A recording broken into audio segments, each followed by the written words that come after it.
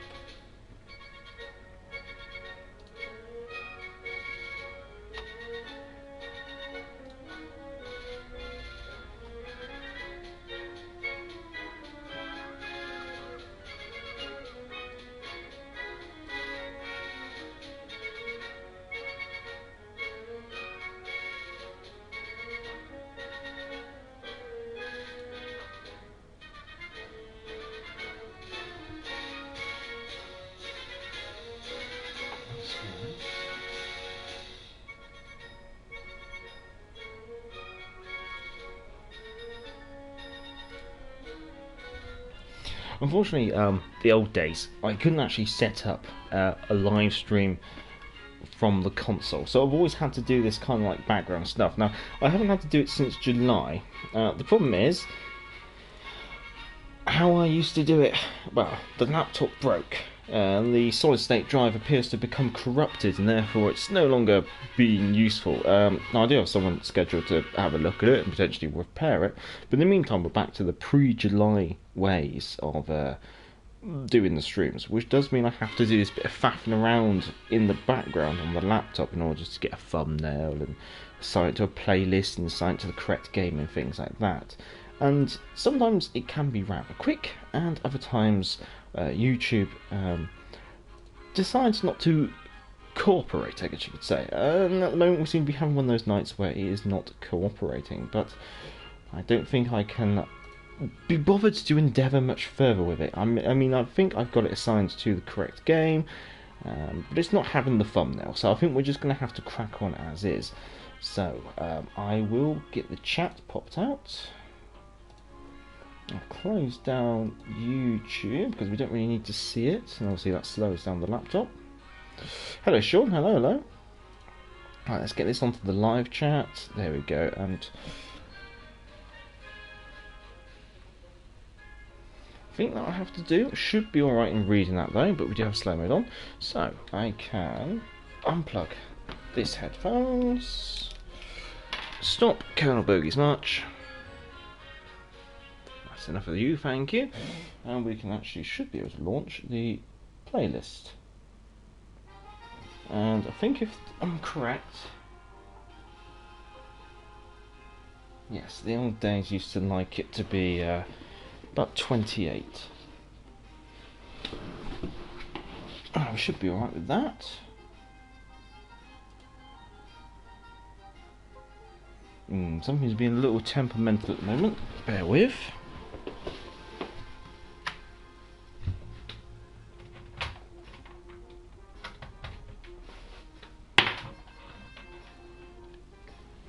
There you go, that seems to have fixed it. Right, we are live and kicking. Everything's all sorted. We have a large, nice cup of tea on the side. We have music going. and it's time to relax and crack on with some warships.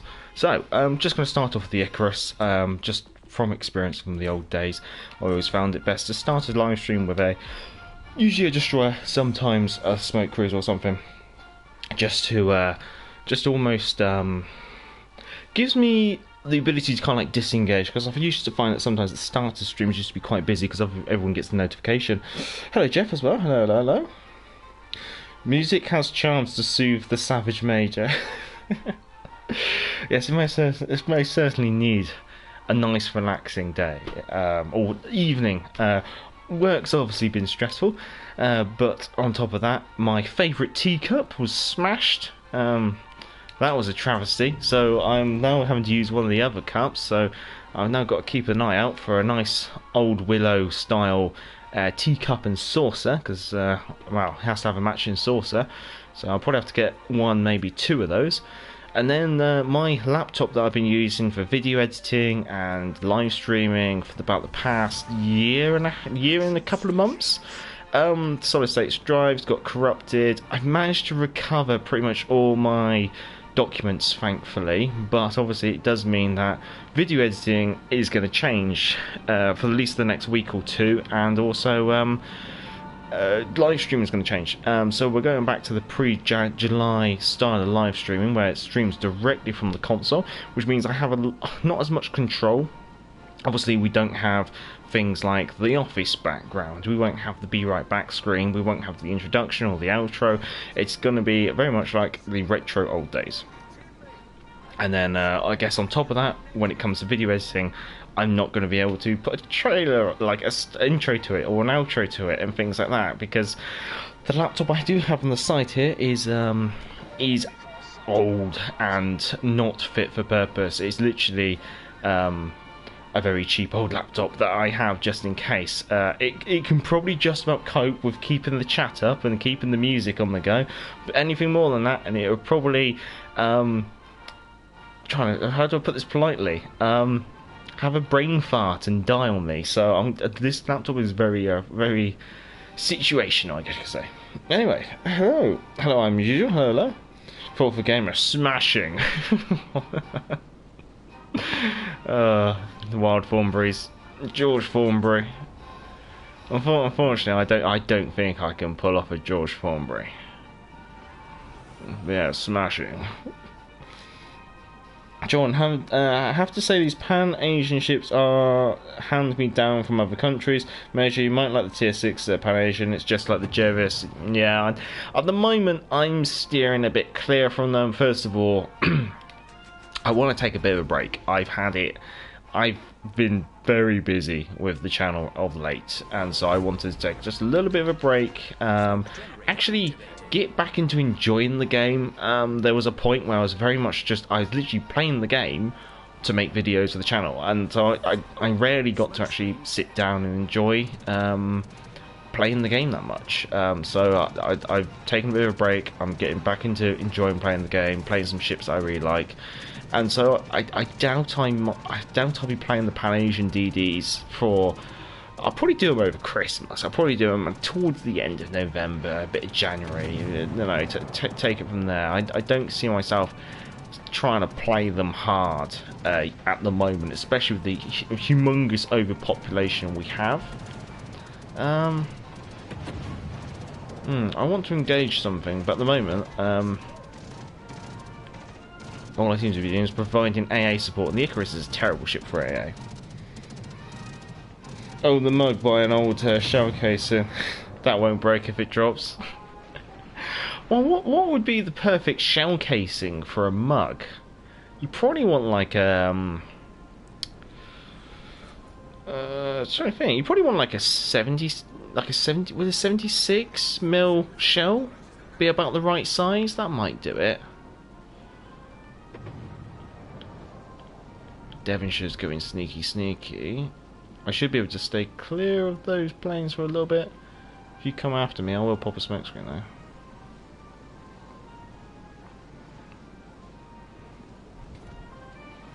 I might just keep their carrier noticed. Can I even torpedo? I might be able to torpedo him. We'll have a crack at that. If not, I might chip in and finish him off if I need to.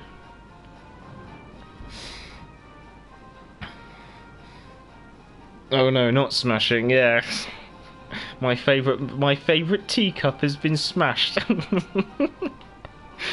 If anyone would like to send me a new one, I'll set up a PO box. Oh. Smoke generator activated.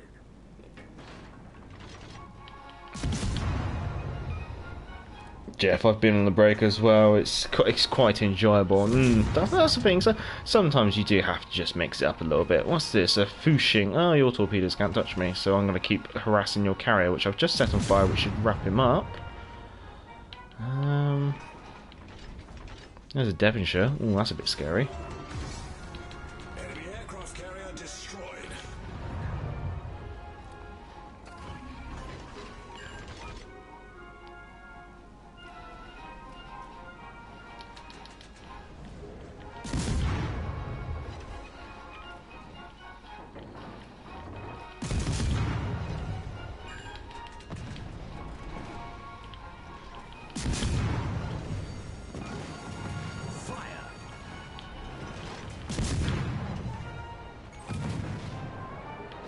Engine damage. Anything you can do, I can do better. Do do do do do do do do do do. Boop.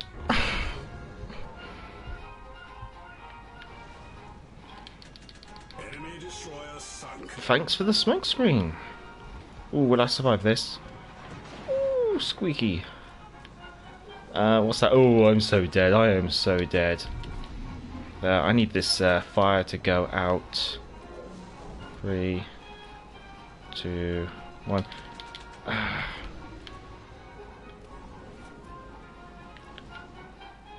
Right, run, rabbit, run, run, run. Run from the Nuremberg. Ooh. Right, we're clear. That's good. Torpedoes astern. Right, yeah. Torpedoes to starboard. I don't think we're at this game. Ooh, Nuremberg's turning back up, isn't she? She's pressing the smoke screen, thinking I'm still there. I gotta keep running. Neptune's beard.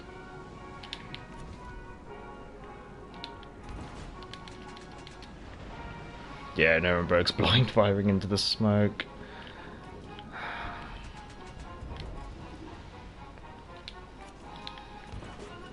I want to harass the Devonshire. Let's chance it. Smoke generator activated.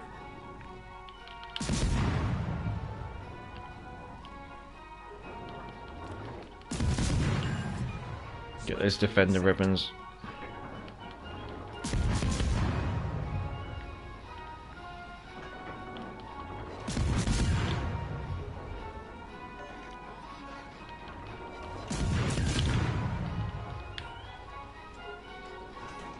Okay, Fusion.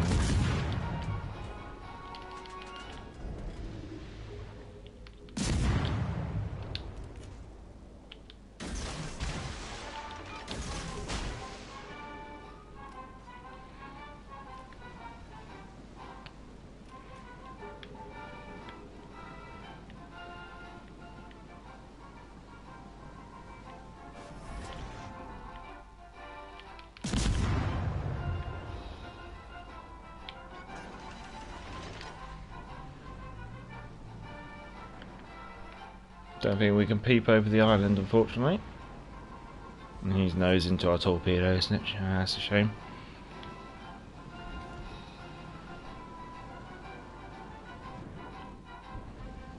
Might use another smoke screen here and use our friendly carrier spotting.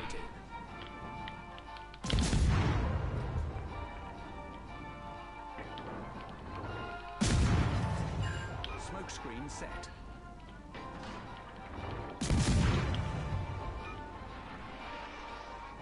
She's speeding up, but she's slow. Nah.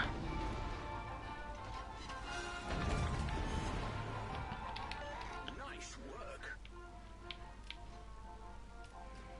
Don't think I'll do much more. I bet that Nuremberg's closing in fast. We can just about get away with this for a little bit longer, I think. Might have to share it around, try and get those defender weapons on everyone.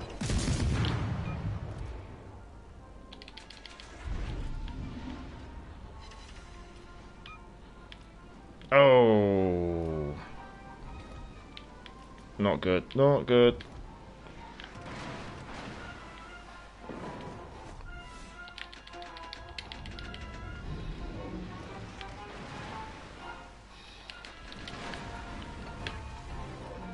Ah, she's shooting too. Generator activated.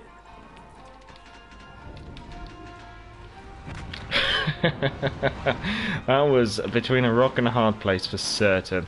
Hopefully, maybe our team can start doing something on the other flank and start rolling this up. What we'll do, we'll jump on board with... Ooh, let's jump on board with the Graspe B for a bit, and we'll catch up with the chat. Let's see, where did we get to? Where did we get to? Definitely got to take your time. It's not worth to overwork yourself at this point. Yeah, it's very true. 100mm shell. That'll be a big mug. Oh, Graspe's got some deep water torpedoes coming in. Let's see if she can. Oh, I think she's going to take one. Ooh. Oh, nice. Okay, she got away with that. Nice. Hello, David. Hello. Yeah, sure. Yeah, don't go small, like 50 cal. Only good for shots of rum, yeah. A 50 cal shell would make quite nice shots. The thing is, they're quite long. It does actually sound like quite an interesting alternative market of taking, like, spent shell casings. You could, like, cut them down to, like, about the size of shot glasses and tumblers. The only downside I can think of as having it as like a hot drink mug is, first of all, it's going to be piping hot, so you're going to have to stick a handle on it. So maybe a nice welded on handle might work out quite nicely. But the other one is, because it's got a thin material, it's potentially going to lose heat quite quickly, so your tea will get very cold very quickly, assuming you're going to have tea in a shell.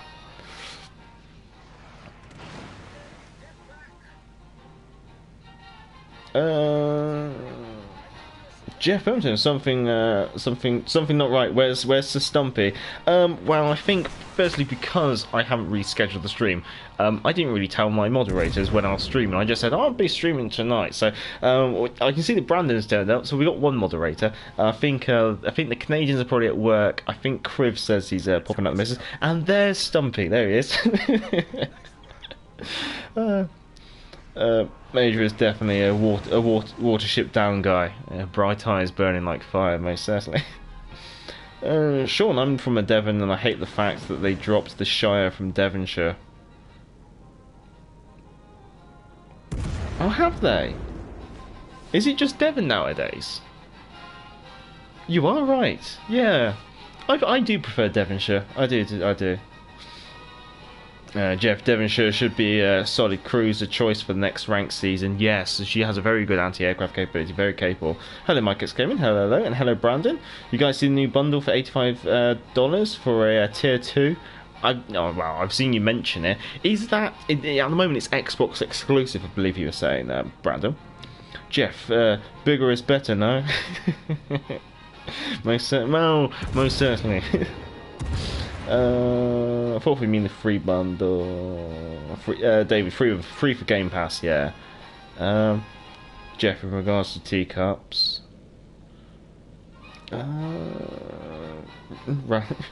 Randy Chan, cold tea, but yes. Well, talking to the cold tea, let's make sure our tea doesn't go cold. I think it's still quite piping hot.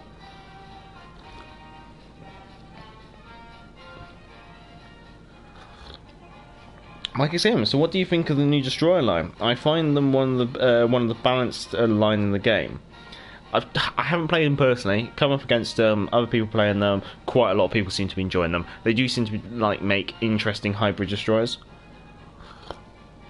It's something I am personally interested in playing, but it's something I'm going to get round to in my own time. Oh, our team is dropping like flies. What's the chance of these two being able to wrap up what's left? We've got a Dallas. And we got Fushin. This really could go either way. I don't think we want to really sit around here much longer. And being that we've We mentioned the Devonshire. We'll take the Devonshire out.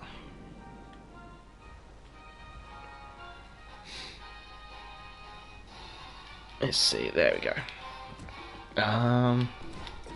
I'm not going to go the full AA build on the Devonshire. I do like the full AA build, but when you can't guarantee a carrier game, it's probably best just to focus on like have an AA build commander and then keep the sonar, because the sonar just has more utility. I have put the Devonshire into a new camouflage. So obviously, camouflage with the Devonshire. Obviously, you can have the white and buff. Not really used often on the county class cruisers. It was used on some of them, mostly when they were posted to the China station during peacetime. And then I've also got the Hunter camouflage as permanent camouflage. The reason being is it does look quite striking on the Devonshire. I do quite like it, but I've always had a bit of a soft spot for the Warhammer 40k Imperial camouflage. Those blue stripes, that does look quite smashing, really. I do like the permanent camouflage. I'm just waiting for them to actually release it, and then as soon as that happens, I will be probably running that pretty much all the time. The last game was a defeat, unfortunately, in the Icarus. Let's see what we got. Okay, yeah, that's understandable. We did put a bit of work in. Only 26,000 damage, but getting 3 kills. And get 15 defender ribbons. That's usually where it's at if you're a destroyer and you can take those opportunities. So we'll quickly strip the Icarus off, and then we'll launch the Devonshire. Tally-ho.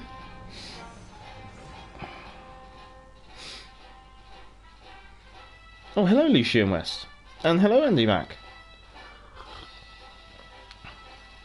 Can we see a bit of Tallin? We'll see what I can arrange. What I'll do, I'll get the notebook out. I'm going to write that down. Now, I will have to refresh myself. No, I think I've only actually played the Tallin once, maybe twice. So I will have to refresh myself with the armour scheme before I go charging into the fray. Because that's something that I was doing rather poorly on Monday. So let's see, Tallin. Let's write that down. Ooh. Sean, there's a mission for 3 million for the Pan-Asian DDs, and everyone is playing them for the ops. I do hate 6 DDs per team on some games. Yeah, no, I do. I would have to agree in some regards, but then this is the thing. This is why it's like this is why I'm putting them off. Like, I'm not going to really play the Pan-Asian DDs as yet. I'm going to wait till things like kind of cool down a little bit, and in the meantime I'm going to play my cruisers. I'm going to lick my lips, and I'm going to get myself lots of XP, because killing destroyers is one hell of a way to earn XP, because you don't have to do a lot to kill 100% of one, and should you do so, you're rewarded lots of XP, the same amount of XP as if you killed 100% of a battleship, I believe.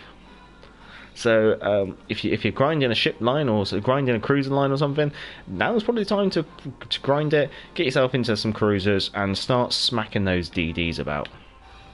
I see, so we've got Hatsu, Harrow, Bitsavitska, Duca d'Osta, Nuremberg, Tallin, Bayern, Gneisenau, Colorado Ranger. An interesting mix. What do we have down there? We have a Colorado. Okay, 16-inch guns. That's got Overmatch written all over it. I'm going to want to play at range. Oh, he's already looking at me. I'm going to want to play at range and make sure that I got time to dodge. Now, at 17 kilometers range, I should be okay.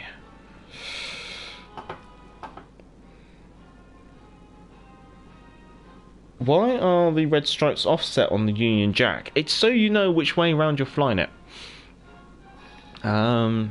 This thing, I don't want to commit sacrilege here, but I've got to try and remember. But I think the correct way around to fly Union Jack is the...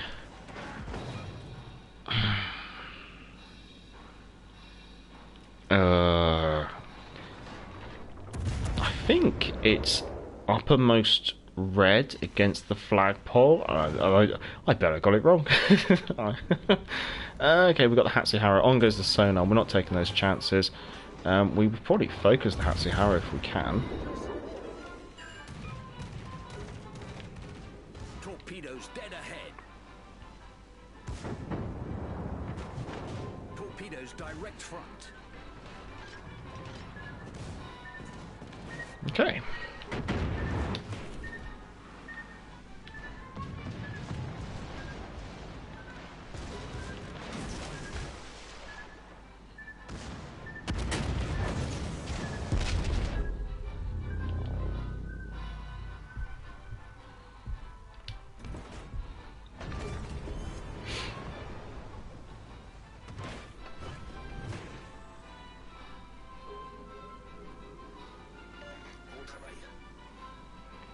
We are hunting a destroyer.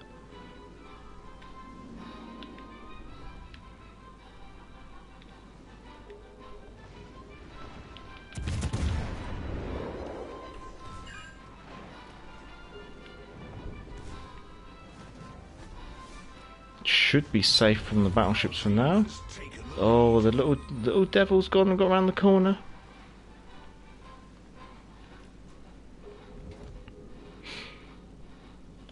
Concentrate fire on that enemy warship.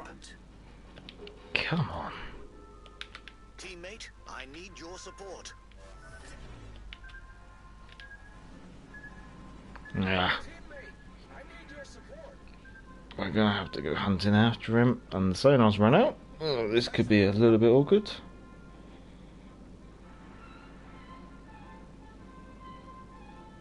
So I'm gonna have to pay attention, but we've got Gneisenau and a Warspite there, but I'm gonna have to, if someone can remember those for me, and I'll try and get round to remembering them myself. Just because I've got this Hatsuharu around here somewhere. Now she's not running Twist and Track, and I'm playing Kiss Chase round an island at the moment.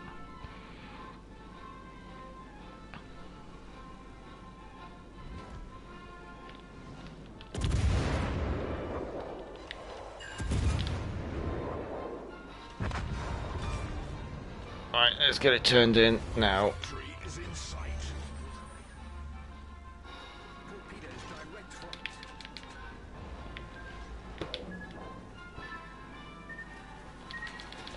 Ooh, right, we can pay attention now. Where did I get to? Fourth game, I almost bought the Black Friday camo, but I realised it's ugly Black Shadow camo.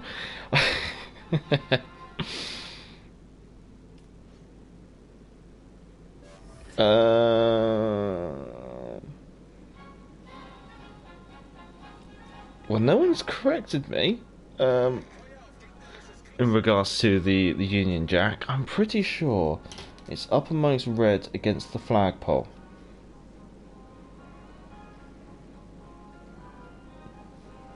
I'm going to have to draw it. I think it is. Yes, that's why I think the red stripes are offset, because then you can tell.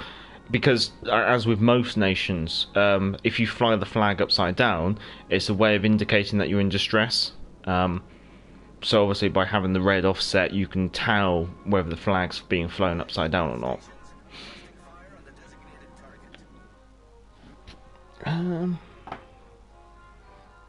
Grand Old Lady game would be nice. Let's put Warspite down then. Let's just slow it down a little bit, quarter speed. Let's put Warspite down. Let's put Gneisenau down. I can never spell Gneisenau. I just write something that looks about right. Okay, we got the cap finally. So we should be able to sneak out here and see what's going on with the rest of the enemy team.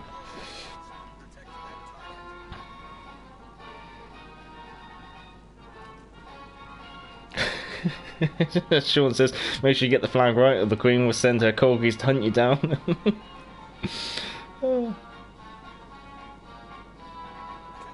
Jeff, Devonshire ship, she has all the tools. Yeah, she's very nice. She's got an armoured belt, which is capable of resisting 14-inch guns, so which pretty much means if you're playing tier 5 only, if you're angled, you should be okay against pretty much all battleships, apart from the Queen Elizabeth, the Warspite, the Mutsu, the Bayern,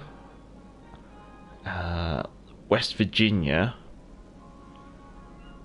and maybe the Prince Nigel Friedrich. I can't remember if the Prince Nigel Friedrich has 15-inch guns or not. There's no point firing on this Colorado. That'd be just kill securing. There we go. There's the points. Ship Smasher. Ooh, okay, go on then. I do like the Ship Smasher.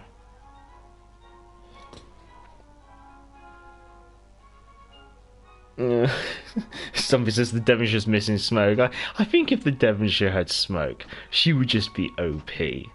I mean, this is one of the reasons why, with like say the London, I'm kind of disappointed with London in Legends, because London on PC has the same, like, has a better armor scheme than the Devonshire, whereas on Legends the Devonshire's got a better armor scheme than London. London's got like a very similar armor scheme to the Exeter, which I think is a bit of a shame, because if London had the same armor scheme as the Devonshire, she would be very strong. I would probably say like London over Devonshire, but at the moment with London having that slightly weaker armor scheme, I guess you could say, I do kind of think it's Devonshire over London.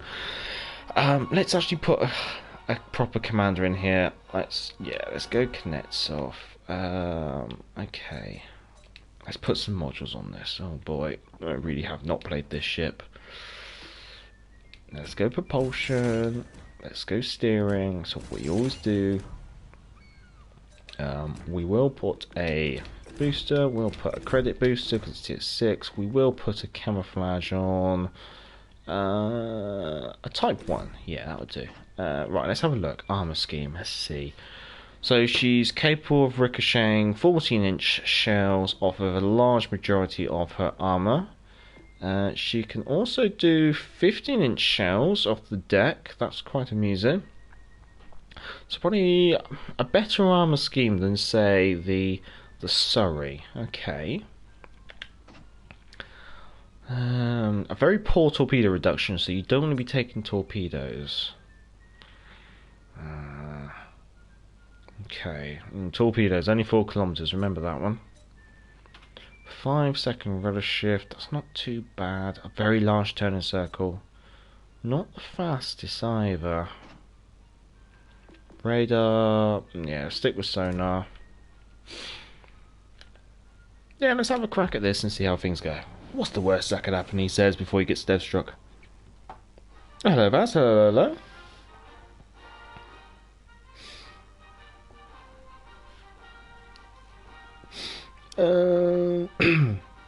Andy Mac, what global XP ship should I go for, Major? Got the Nelson last time, or should I go Stalingrad? You're on about Legends. If you're talking about Legends, let's wait and see how they do the minnow. That's what I'm saying. Let's wait and see what they do with the minnow. Because if minnow comes out for global XP, then I would say minnow hands down. After minnow, I like my cruisers. I'm gonna. Ooh, okay. Oh, there's 5 crew destroyers a team. Radar cruiser. Let's have some fun. No battle. Oh, they got 1 battleship, have they? It's got 14-inch guns. So as long as I'm not flat broadside, I should be fine. Yeah. So if you don't like lots of destroyers in games, play radar cruisers and you'll have fun. That's what I say. Stop playing battleships. If you don't, my personal opinion has always been, if you don't like the matchmaking because it's always giving you a bad hand, then maybe it's time to change. Because quite a lot of people will stick to battleships and then whinge about destroyers. And it's like, well, mix it up a bit. You start bringing some decent cruisers into the game, and you can start handing it to the destroyers.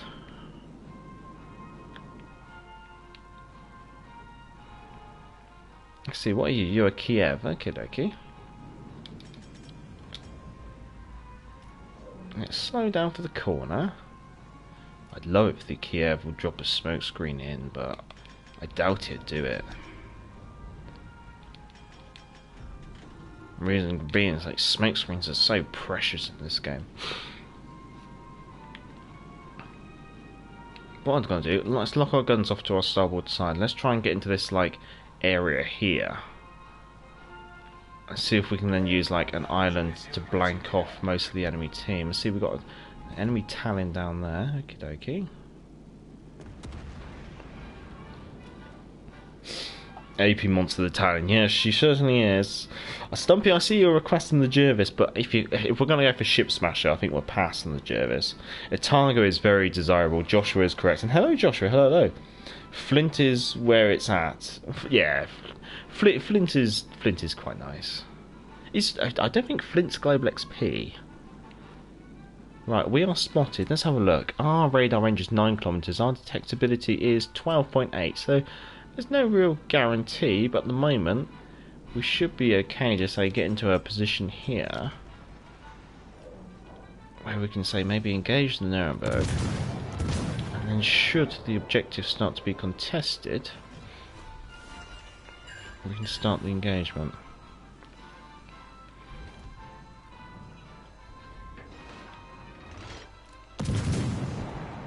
Now what I'm going to do now, because I've got 2 cruisers over here, I'm going to lock my guns off to my port side and start angling in towards here, just because I think the destroyer might be over there somewhere.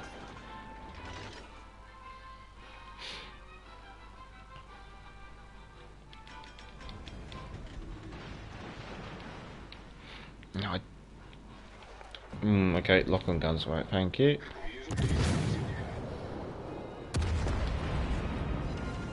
I'm just seeing the Nuremberg here.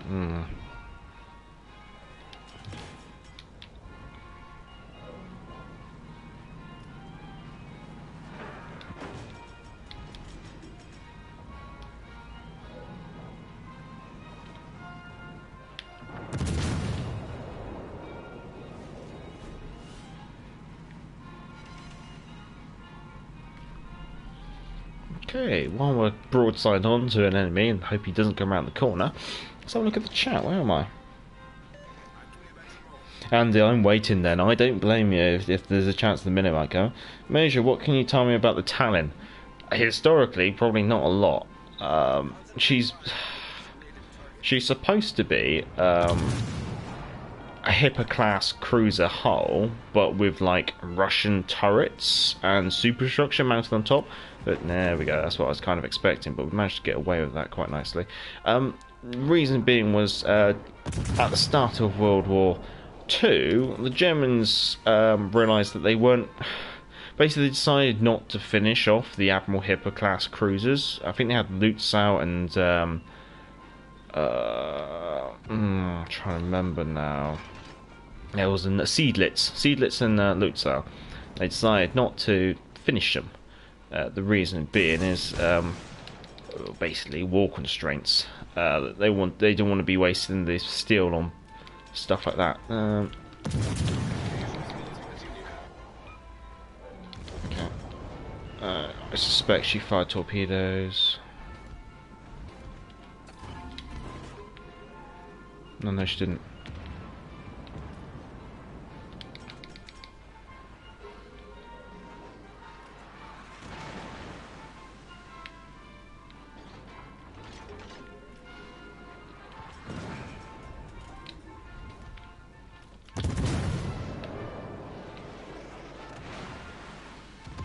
Oh, okay, the Icarus is moving quite nicely. Just got to keep an eye on that Nuremberg, that's all. You're going back forwards, aren't you, chap?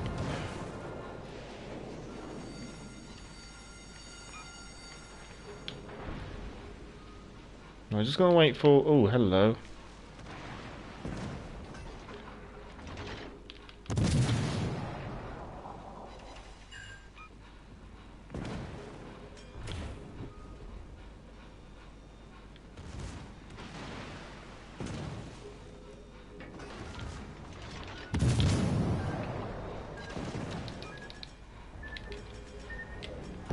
Ah, Neptune's beard. Oh, they always hit hard. Oh, well, that gives us a chance to catch up with the chat. Let's see. Andy Max, smoke big for London as well. Yeah, smoke is nice. Brandon just realised that the Murder is just a premium per route. Yes, I'm just going to say yes. Is Sax here as well? Is he? Oh, there's Sax. Hello, Sax. My. This chat is moving very quickly tonight, chaps. So I do apologise if I am missing any of your messages. It's not intentional, honestly. Joshua, have they nerfed US battleship dispersion? Not to my knowledge. And I don't think they don't ever intend to shadow nerf.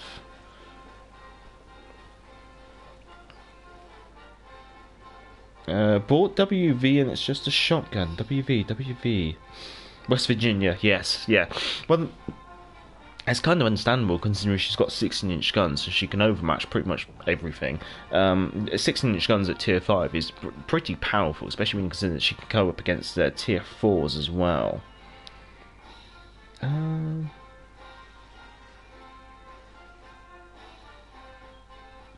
Brandon, for us the stars always face the pole. Yes, well, the stars are top of the pole.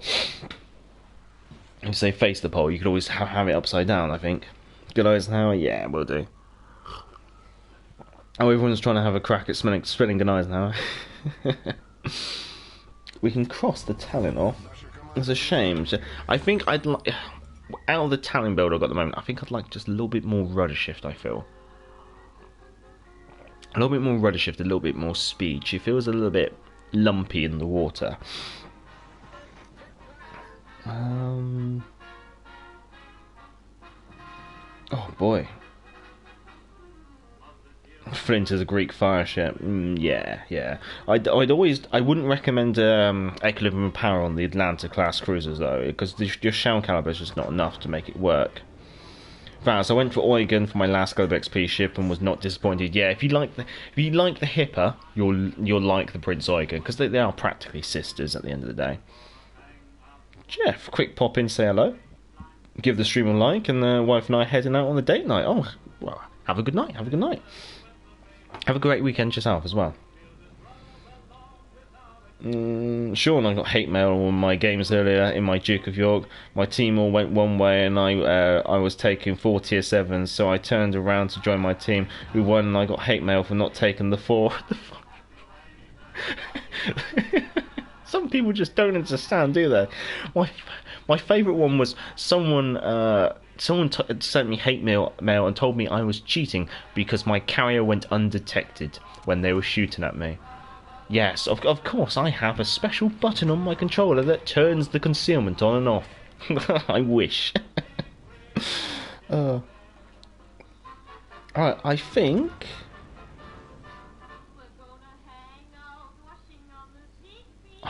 I have caught up with the chat, so... Game's nearly finished, so we might as well sit around, we might as well wait for the results, and then we'll take the... We'll take HMS Gneisenau out to give her a spin. After that, we'll take the Grand Old Lady out, and then we'll follow that with the Ship Smasher. Hang out the washing on the Sea Creek line, if the Sea Creek line's still there. Only 35k, a bit of a lackluster game, but because it's mostly destroyers, you still get lots of XP. So, yay! Like, this is why, like, destroyer games, obviously not a lot of damage, but you still get the XP at the end of the day, which is quite nice. Rightio. HMS Gneisenau, are you kicking around here somewhere? Oh, we'll take the cam off the Tallin as well. Sorry, I'm one of these people. I like to keep things nice and tidy if I can. She's a German. Battleship. Actually, to be honest, I need to convert about 100 of these. Actually, to be honest, I better convert about 200. There we go, and I'll convert about 50 of them. Again, I have like preset numbers in my head of the maximum number of these I want. And the reason why I like to constantly keep upping them to the epic is because I like to use the epics when I'm playing competitively, or competitively I should say, in ranked. Yeah, we don't need to improve that. So there you go. There's lovely HMS Gneisenau. So yeah, let's take her out for a spin. How's the missus doing? Well, she did have shadowing today. She started a new job and she's going through like training and stuff. But yeah, today she called in sick and didn't go in today because she's still feeling. I don't think it's the cold anymore. I think she's over the cold, but she's a celiac, so obviously she's gluten intolerant, and she has a mild lactose intolerance, and I think she had a bit of a reaction last night. She ate a copious amount of cheese, is the best way to put it. So yes, she more cheese grommet. So her IBS has been playing up a little bit today. So she's just been relaxing, I should say. Let's hope no one criticises the Gneisenau play this time. Oh, criticise all you want. Gneisenau is very much the tally-ho, let's go, charge in kind of ship. I don't play the Gneisenau. I don't intend to play the Gneisenau well, I should say. I just play it like how the player base generally sometimes play it, which is charge in and hope for the best. Although I find sometimes it's worth playing a little bit cautiously at the start, pick your moments, pick your cover, make sure you got the right approach before you just go beans it in, because sometimes what you see some guys how players do is they just beans it straight in, they just go the charge, and the issue is because you charge too quickly, the enemy's already nicely concentrated in their nice little pockets and you'll just get focused. What you want to do with the guys now is kind of like play a little bit of distance at the start, work out where the enemy are, let the enemy disperse a little bit, let them get comfortable, and then pick your moment and pick your way in if you can. So on this one, at the moment, the New Mexico's moving away. Okay, that's helpful for me actually. That's removing some enemy DPM. Now we know we've got another battleship down there, Bayern. Bayern's got 15-inch guns, so she can overmatch my nose. So if I'm going to start charging against her, I want to be using. I want to stay angled, and also noting we've got a Weimar here. Now, a Weimar is that apparently not OP cruiser, yeah, remember, which has a 5-second reload and a HE DPM nearly the same as the Atlanta, and an AP DPM which is twice the average. Perfectly balanced, especially when you consider that her armor scheme can resist 14-inch shells. Yes, rant over. Noting, let's see, oh, okay. If you can, always fire on the enemy DDs. Now, I'm going to start heading towards those there. Reason being is that keeps an island between me and them, and hopefully means I might be able to start like an angled engagement against the Bayern, but we'll have to see. I want to keep my turrets trained over there, but I don't think we can.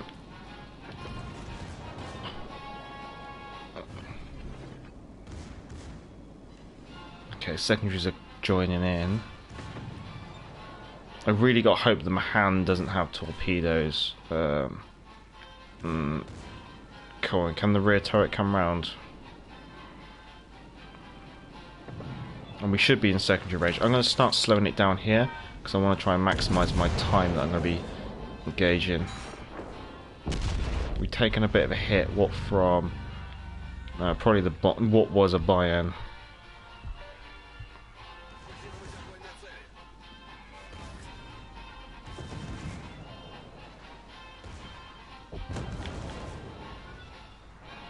Okay, Weimar.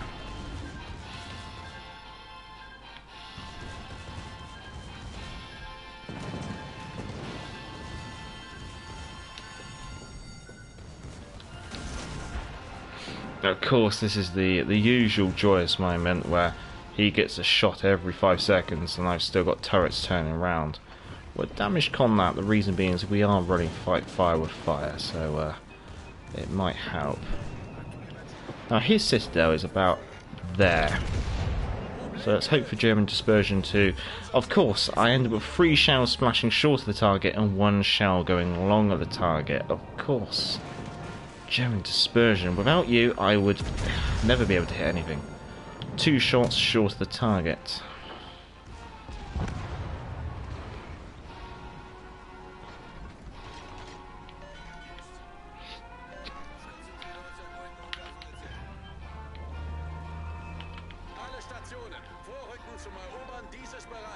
Oh well, tally-ho, here we go. Once more onto the breach. Once more for dear old England, he says as he sails in his Gneisenau.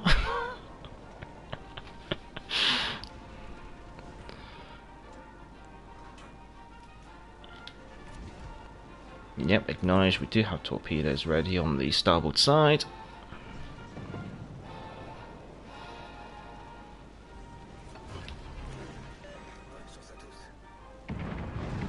Tennessee 14-inch guns. Yeah, I can battle tank this. Gonna switch down to gun view so I get a nice look in, see what's going on. Let's have a look. Let's see, somewhere in there. German dispersion, obviously being superior as always.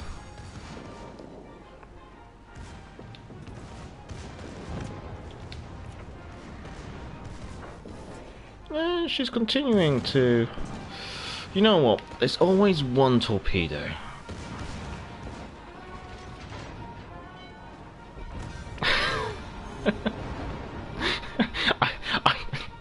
I know a lot of people don't like it, but I do love a good old ram.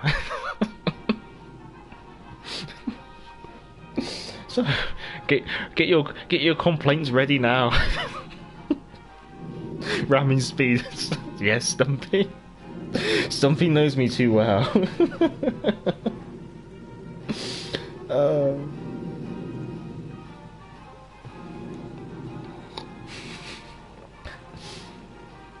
Sean, some ship bundles have special flags for the ships. It's about time they release them in missions from a small amount of gold or silver.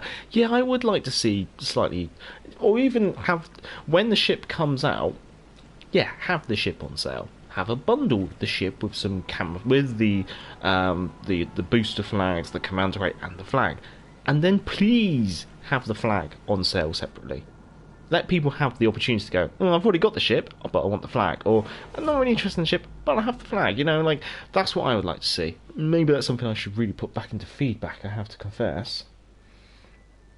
Andy, getting focus is what German armour's for, yes. It's just that big, squishy superstructure that Gneisenau has that can sometimes be a bit of a hindrance for her. Yeah, hoping the missus feels better soon. Yeah, she should be fine. She'll be fine tomorrow morning. She's got the weekend off as well. We both have. Sean, there's a captain deal ticket. £20 for 3,000 doubloons, 6 promotional orders over 30 days. That's a bit stingy deal. If it was insignias, it might be better. Yeah, the general consensus is just steer clear of that one. Unless you really need the stuff that's contained within, just steer clear. It's not really worthwhile. Mike is saying, why, Major, why? Because I'm a masochist. Faz, that's how you make the hurting stop. Is the soundboard working still, Major? So, obviously, I'm streaming from the console. So, that means that I don't have the soundboard, because the soundboard's kind of linked into OBS. That was painful to watch. It probably was. Lol, it's painful for him, Vaz. Right, that's the Gneisenau, gloriously charged into battle. We shall now crack on with the grand old lady, and we shall treat her with a lot more respect. Yeah, sorry. I am one of those people, I do like a good old ram. My favourite one is when I get hate mail for ramming people, and they go, oh, it's cowardly, and you wouldn't do it in real action. It's like, really? Acaster tried to ram Gneisenau. Glowworm rammed Scharnhorst. Dreadnought rammed a submarine. Like, British, the destroyer brawls of World War One, the British destroyers would go out into the English Channel with the intention to ram enemy ships. If you go through the battle log of the HMS Exeter during the Battle of the River Plate, the captain says, we may have lost 2 of our turrets, but if we get close enough, I'll ram that. Swear word. But yeah, like, in the Royal Navy, there's quite a lot of very aggressive behaviour, I guess you could say, in regards to how to engage the enemy. And ramming is not seen as as dishonourable or anything like that. In fact, taking out the enemy ship at no matter the cost is deemed acceptable. And if that includes ramming, that is acceptable. So generally, I feel that when I do ram an enemy ship, it's in the spirit of the Royal Navy of World War II. Like I said, Yola and Eisenhower.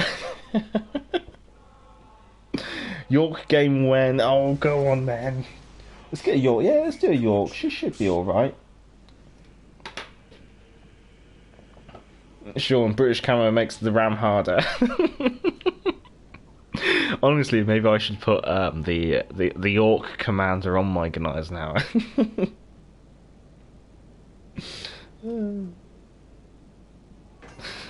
Brandon, oh, sorry, I'll stop.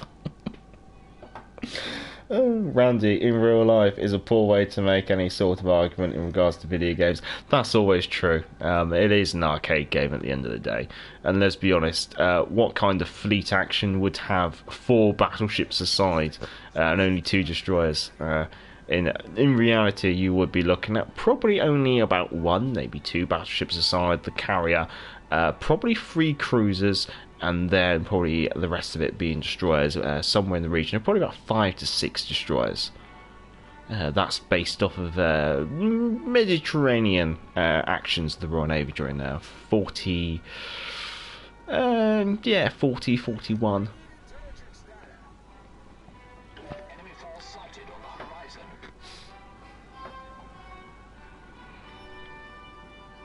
Right, let's see. We haven't even done the shipping forecast. What are we up to? A Bovey, a Mahan, a York, a Helen, Ismail, California, KG5, Colorado, Furious. Okie dokie. We've got friendly DDs, which is always good news. We've got a Fushin and a Fubuki. Okay, they're both torpedo boats. Yeah, they kind of are. Helena's here, so we've got a nice gunboat cruiser. We've got an Ismail squeezing up against the island, and we've got a Mahan closing in. Okie dokie. We're taking the long way round, and I think it's going to be to our detriment because the enemy is not actioning themselves over here.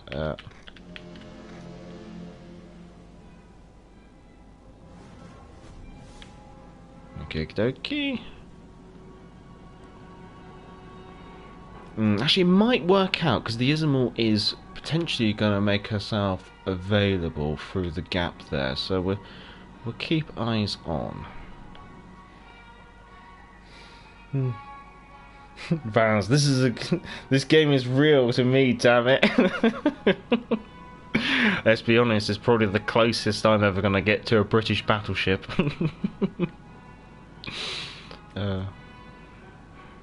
Don't you dare start telling me about all those battleships you have preserved over in the United States. I'm envious.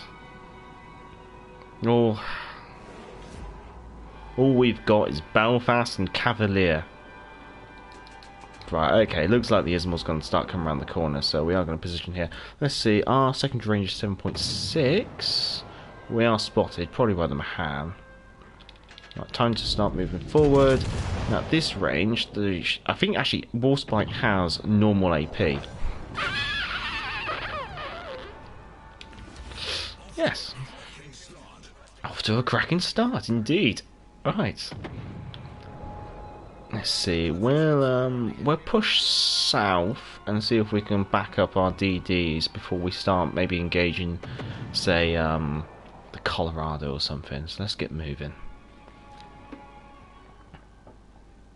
Brandon, I've got 3 in my city. Brandon, when I'm old and I have money, I will come to your city and I will bask in the sunshine on the decks of your battleships. Stumpy, no Royal Navy battleship left at all, other than one in Japan. Yeah, the Miska, British built. I mean, the closest you could probably get to a British battleship would be Royal Oak, but up in Scarpa Flow, because she's sunk there, and she's a designated war grave. So that's probably like the closest British battleship to me now, unless I want to go to the North Sea, but and try and find some of the battle cruisers from the Battle of Jutland. Actually, I think didn't HMS Vanguard, not the one in the game, but there was another HMS Vanguard from World War One. I think her magazines went off in Scarpa Flow. I guess officially HMS Victory is a first-rate ship, so I might classify her as a battleship. In which case, yes, I've been on a battleship made of wood. Just like the good old days. Therefore, you should visit them sometime, Major. I've been stalling myself, even though Massachusetts is closed. Yeah, now I think it's on the to-do list. It would be nice. It's just simply, obviously, we've got COVID at the moment, so trying to get anywhere or travel anywhere is obviously incredibly difficult. And then, obviously, there's financial and time and things like that. So we'll wait and see. We'll see what we can do. Although I wouldn't mind going over to Norway and doing a bit of a tour of Norway, almost, because you can obviously, first of all, you can get inside one of the turrets of Gneisenau, because the 11-inch gun turrets on Gneisenau were removed, and one of them was fitted at a coastal artillery battery. And it's actually a museum, so you can go to it. And furthermore, you can actually probably see the wreck of the Tirpitz, because she capsized in the fjord and only sunk mostly because of the craters of the tallboy bombs underneath her. But at low tide, I think you can see part of the hull of Tirpitz during the upturned hull. Mushroom Sky, hello, hello, hello. How about my HMS Victory? Been on HMS Victory multiple times, maybe, and HMS Warrior, and the Submarine Museum as well. Been there. I do like the Submarine Museum, and I'd say if you ever go to Portsmouth Historic Dockyard, I would always highly recommend the Submarine Museum.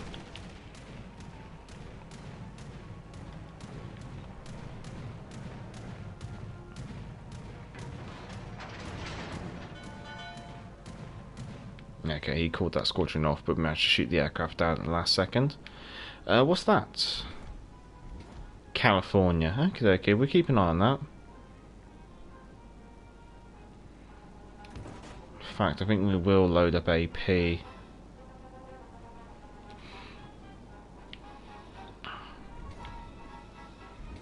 California's gone. Okay, I haven't really got a battleship to be concerned about. So let's swing this around and see if maybe we can engage the Helena, which is at extreme range. It probably doesn't help that I've taken Brawler as a commander skill, because that does kind of castrate my main battery range.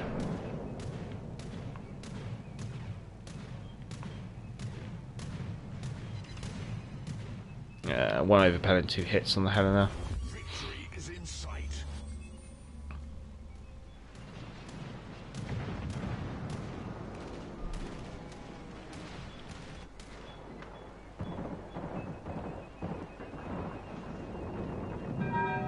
She looks quite kitey, so I'm gonna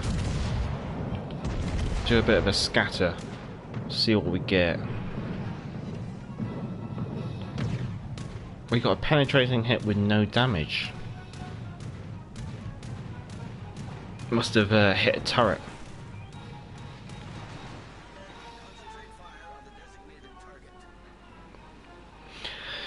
Now I do think I have on second thought equipped on this one, so once my guns are fully reloaded, we're gonna...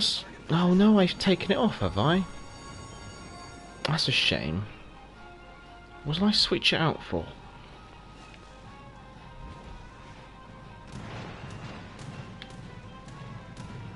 Not quite sure what I swapped it out for. Anyways, there's a reason why we switched to HE, even though probably potentially AP could be slightly more advantageous. The Yorck has an exposed engine module, so we do 2 shells. Let's see. No, she's turning in.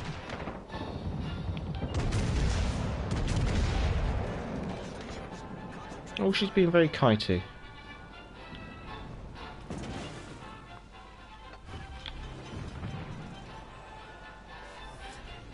Problem solved, sir.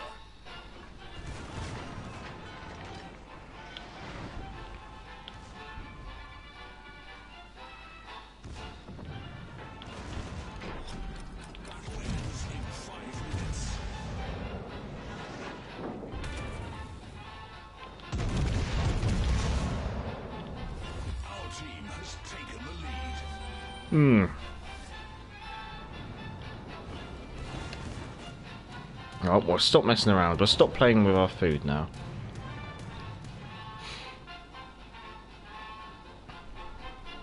Oh, we're going to win on points.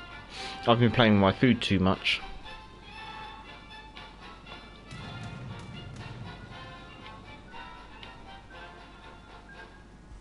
Nope, not today. Oh well. I believe that Warspite scored the longest battleship on battleship hit in history. Yes, she's correct. I think she's joint first place in regards to the longest battleships hit scores. The reason being is the Scharnhorst managed to score a hit on HMS Glorious at a very similar range. Sean, if you go to Norway and visit the Gneisenau turret, you must remember to take paint and paint the Union Jack cannon on it.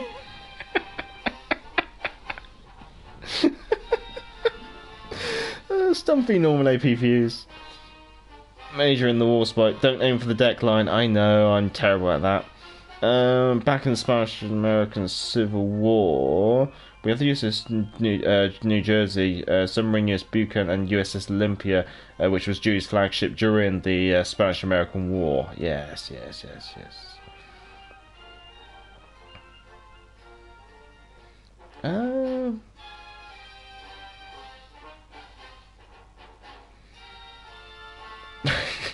Sean asking Vance, do you play in the bath to make it more realistic?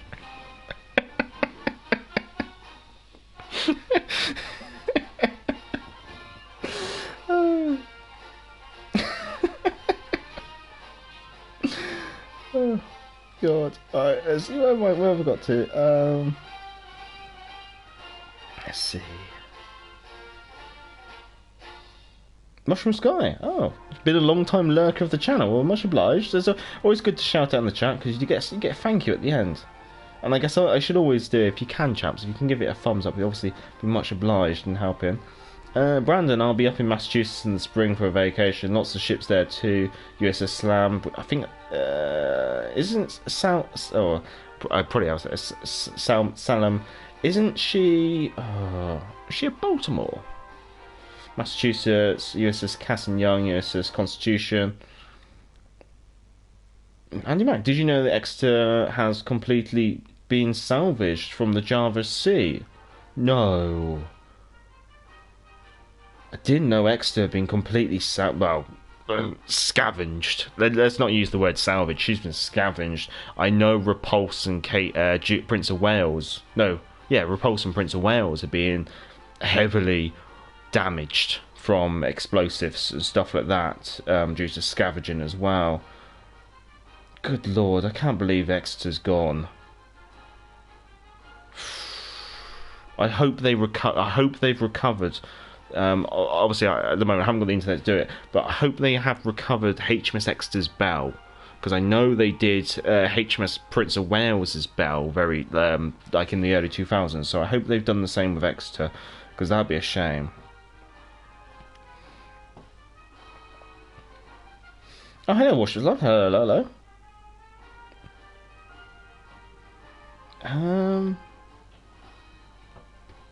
Right. Let's see it. Cross off the Grand Old Lady. Let's take the Ship Smasher out. That was we kind of steamrolled over the enemy team on that one. Ship Smasher tier 6. Actually, we better keep the Gneisenau up and running, because we're going to have to strip the Gneisenau off. Where is she? No, it was a win in the Gneisenau actually as well. Good old Ram. Not enough to secure enough points, unfortunately, but nothing wrong with a good old Ram, in my opinion. Right, let's see. Let's take the Germans off. Let's take tier 5 off. Let's introduce some destroyers. Ship Smasher. Now, ironically, yes, I am taking Jericho as a commander. The reason being is Ship Smasher is a good destroyer, and Smart is an interesting commander, but I don't think Smart is smart on the Ship Smasher. So I've gone for Jericho, because obviously the Ship Smasher has heals, and so using Jericho you can get more out of your heals and more heals. and generally keep like general gunboaty style traits, and then just the usual Sims and Bay, always Sims and Bay. But yeah, we'll take that on the go.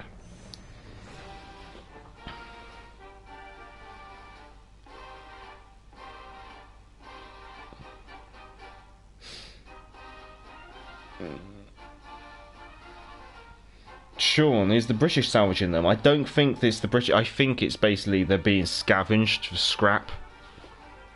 It's something that's happening there. Andy Mack, it's for the pre-atomic metals. Yeah, that's true. So some things you might not know is obviously, well, would Exeter be pre-atomic? She might just about be, but before the invention of nuclear bombs,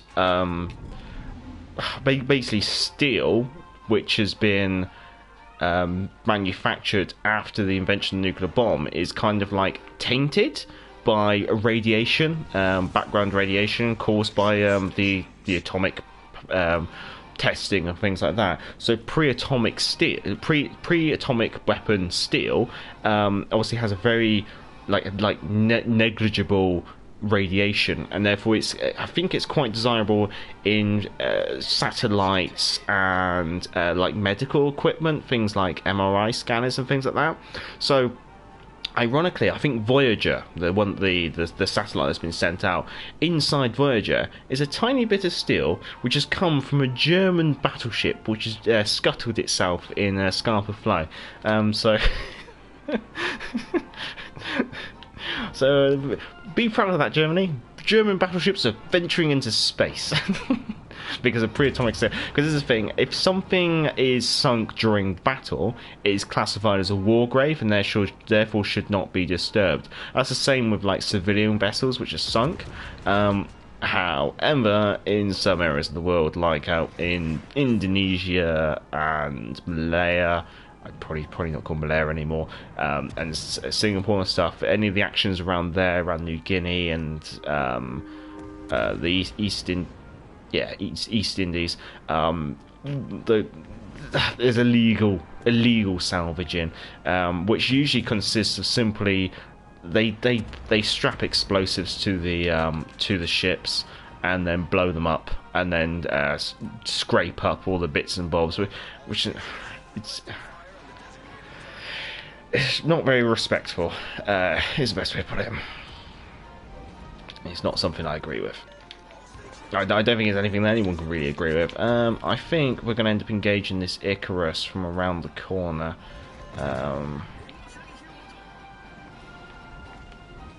I'd love to know how the Icarus is being spotted. There's certainly another diggity. We're going to start the engagement against the Icarus. Now, the nice one about Ship Smasher is because she's a premium British DD, she does retain propulsion mods, which does mean she does stop and start very quickly. Icarus is waking up to my presence, and because he's now dropped off detectability, I'm now going to be just popping my smoke screen. What am I being spotted by? Is there a radar cruiser here or something? Well, we can't mess around, unfortunately. What is it? It can't be the Aoba, unfortunately. So there's got to be something else kicking around here. We'll put some torpedoes. Ooh, we've lost control of everything. We've lost engine. We've lost steering. We've lost torpedoes.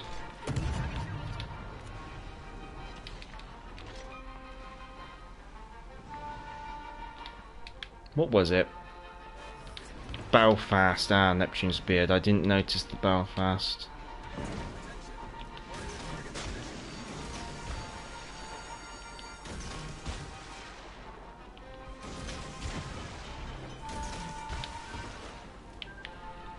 Oh. That's all she wrote, chaps. Didn't see the Belfast. That's my bad. Oh well, that's a shame. We all make mistakes, and that's proof. And to add to my worries, my tea's gone cold.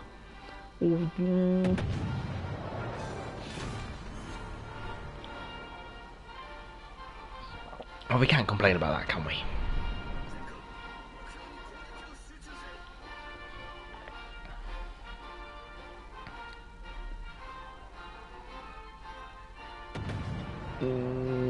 Offer an invite after the game if you want. Yeah, okay. What have I got to play next? Got to play the York. Right, it is. What's the time? What time do I start streaming? God knows.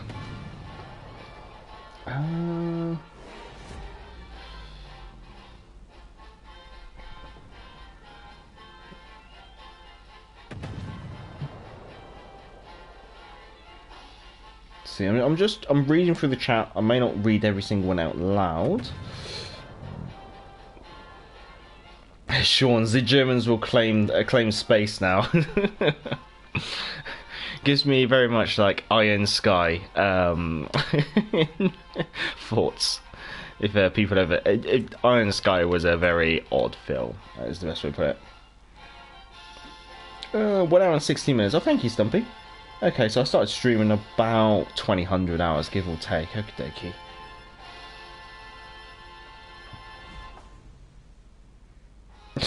Stumpy says, didn't you notice this? They're already on the dark side of the moon. I think Stumpy has seen Iron Sky.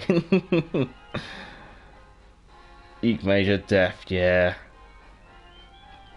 Let's see. Warships Life says he's about, so let's see. We're going to pick him up for a couple of games. Yeah, Ship Smasher. I do like the Ship Smasher. I found her to be very nice as like a support DD. In that one, my bad. I should have took note that there was a Belfast in the game. I don't think I even did a shipping forecast. I'm not sure. Yeah, my bad.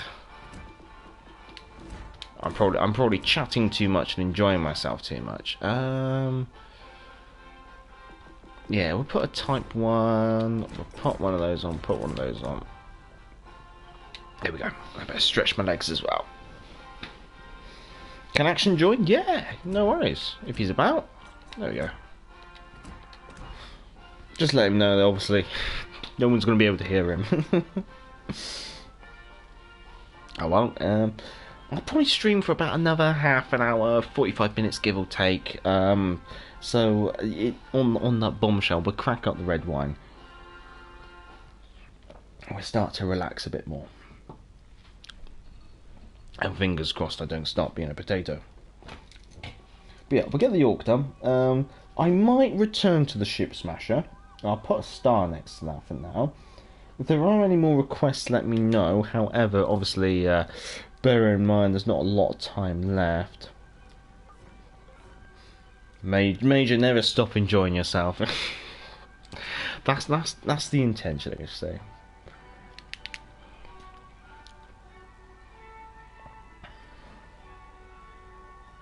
Oh, I think as Brandon's probably going to mention, cross-party divisions coming soon.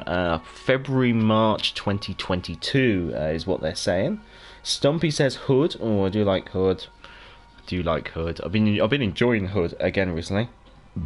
Yeah, Sean and Brandon are both jumping in there. Yes, Sean. Hopefully, cross-platforms will be soon. I can join the games I play. Yeah.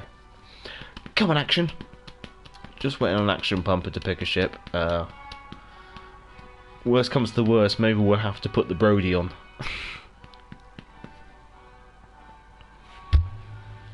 Oh, careful. Sorry, I didn't mean to bump the mic.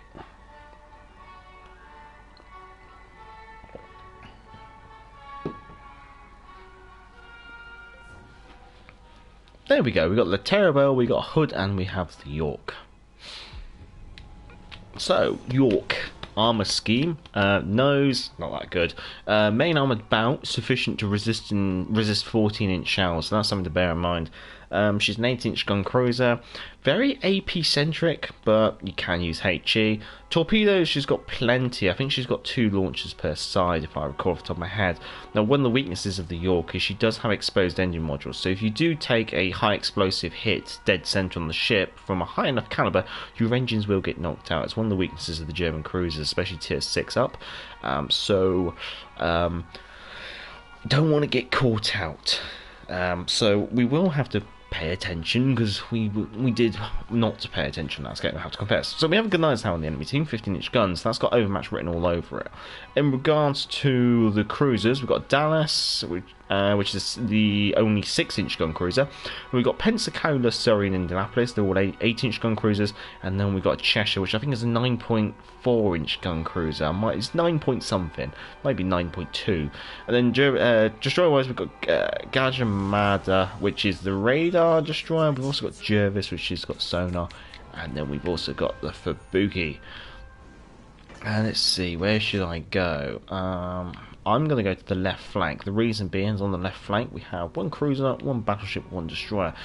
As a cruiser, I don't like charging into the centre. The reason being is if you charge into the centre, it's going to be very hard to make sure you're angled against everything, because if the enemy's focused on the right and the left, it's going to be very hard to stay angled against both, because you'll be caught in the crossfire. So usually charging in the centre is not something you do, unless maybe if you're a smoke cruiser you can do it. If there's good islands, maybe you can snuggle up against an island, it can be helpful, but usually the centre, that's going to get left to the destroyers. I will chip in if I can. Now, talking about the high explosive in the AP on the Yorck, we obviously are going to start loading in that armour-piercing shells. See if we can pass to the stern of the New Mexico, and we have Indianapolis spotted, and the Gneisenau spotted in the centre. Okie dokie. And Bravo is contested. We have a Cheshire closing in, and we've also got the Surrey on the Charlie flank. So here, I'm going to wait to see if I can catch the Cheshire out at a bad moment. We might get lucky with that. No, she's tucking it in. She's got a very responsive rudder. That's the thing, quite a lot of people do go for a rudder shift build on the Cheshire. The reason being is her rudder shift base is pretty poor. And there's my engines knocked out. It is just that lovely German trait. We'll damage control that because we're probably outside of range of everything, but maybe the Cheshire. Again, the Cheshire's going to be difficult to hit. Maybe switch to the Jervis for here.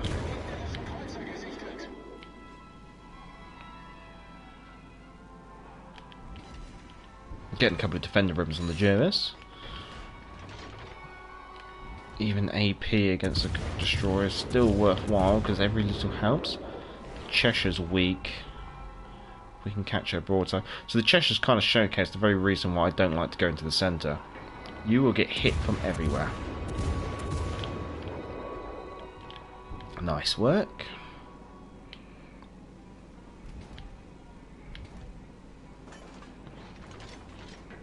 So we've got the Jervis in the centre, which is now dead. We have the Fubuki and the Gajamada. Now, not deep water torpedoes. So that means we got the Fubuki.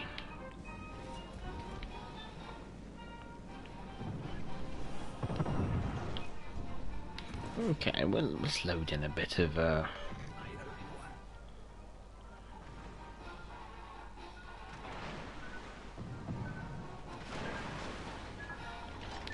we go.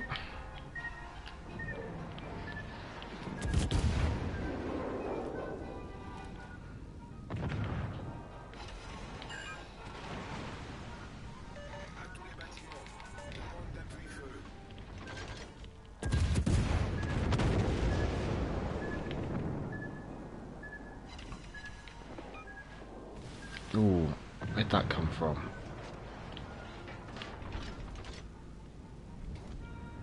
Someone's got like eyes on me from across the centre.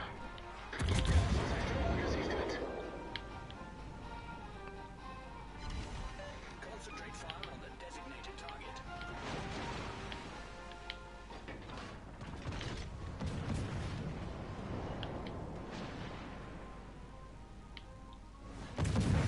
Maybe it was the Surrey.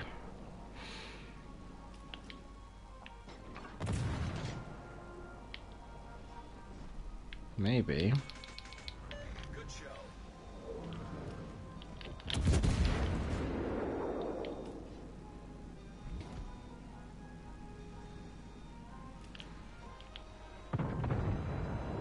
Let's see. We got the Gneisenau closing in. Good, that was quite weak actually. Torpedos achter aus!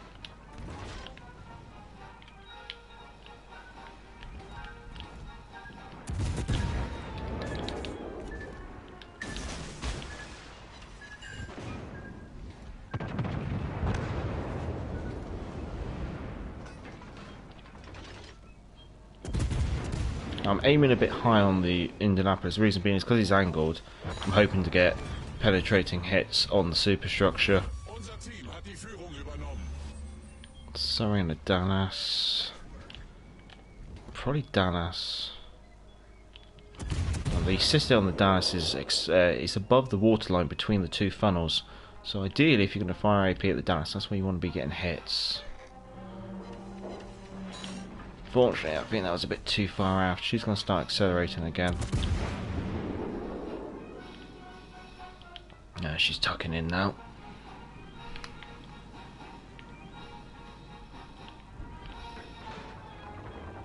Just swinging out again, so we might catch her out. We'll have another sip of vino. Hello, Salty.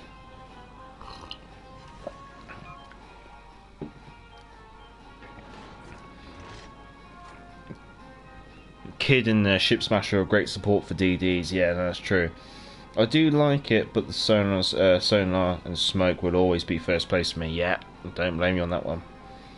IK War Gods, good to see, good to see. Using your teammates as a torp shield. Yes.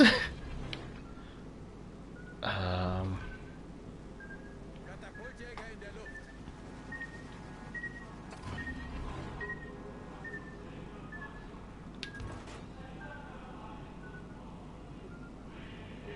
Got plane launched, sonar on. We're hoping we might see something. What are you? You're Gajamada as well, are you?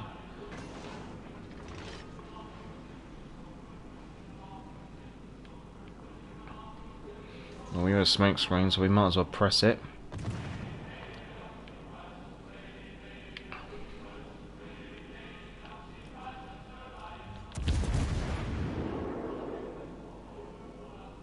And there she goes, running around beyond the island.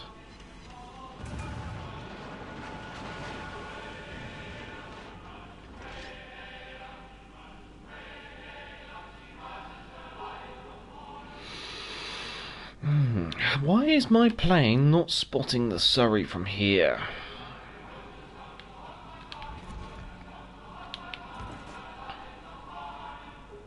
There she is.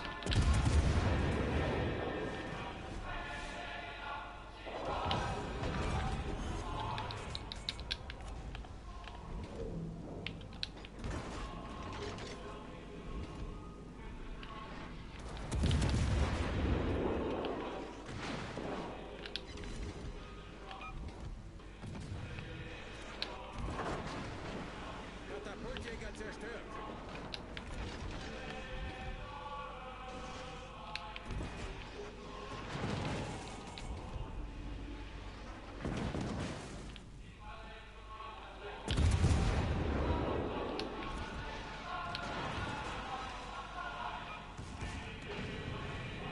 This is the problem. I would like to say, like, I want my torpedoes to face that way, and my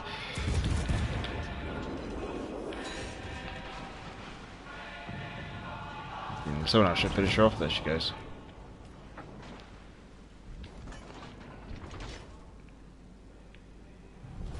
Unser Sieg ist in Sicht. Swing our guns to our starboard side. We want to make sure this Dallas stays pinched.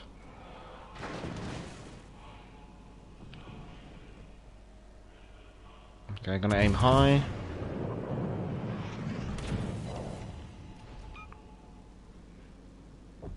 Here she goes. Probably won't do very well that game, but we'll see what happens.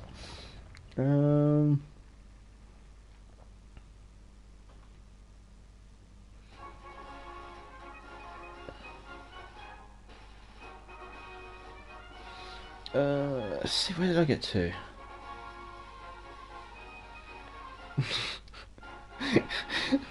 Okay, wait, cross-party divisions, boo, I'm a separatist. Oh, still a second. Okay, I can't complain about that. That's fair enough. That's the Yorck done. Yeah, Yorck done. Okay, let's see. What do we get requested wise? Hello, Kobe. Hello, hello, hello.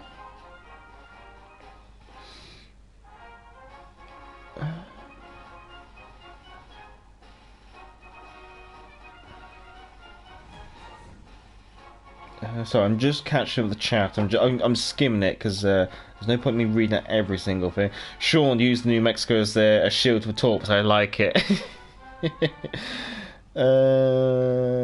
Wait, where was that one?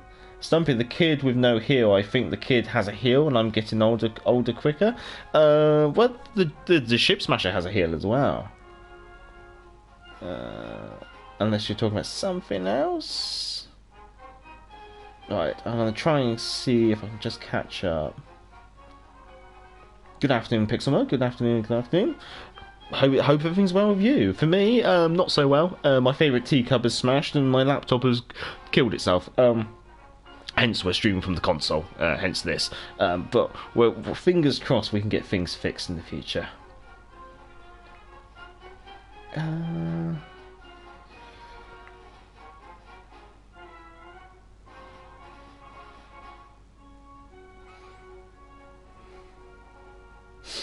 Sean, you think all ships have smoke screens? The amount of cigarettes the sailors used to smoke. We've been spotted to light up. Right, let's get the Hood on the go. I hope the division who are patiently waiting in the background. I do apologise for it. Let's see if we can get the Hood on the go. We'll come back to the Ship Smasher, although we did actually win that game.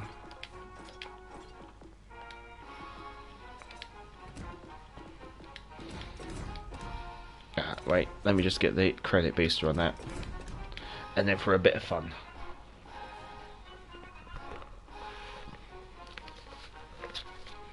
Tally-ho, chaps. Oh, just get it on the chin nicely. There we go. Wait for the division to sort themselves out.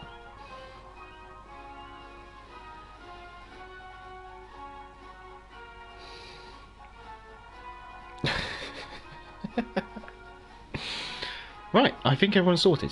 Tally-ho.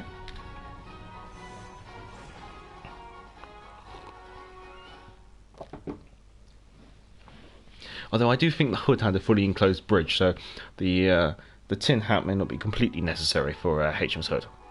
It's more fitting for a light cruiser or a destroyer, in which most of them. The Icarus, nice helm, thank you. Something, we need a speed race with the Hood and Repulse when she's released. Oh yeah.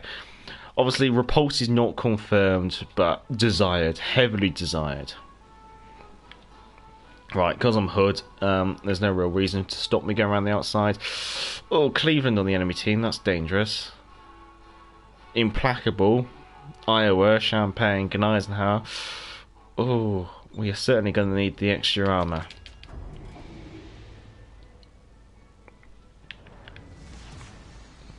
Let's get to it.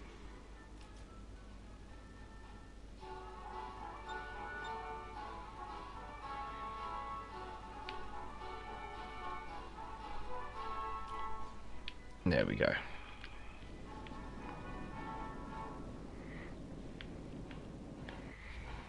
Okay, let's see. What's the divisions? Baltimore, Iowa, Cleveland. That's an all-American division. That's dangerous.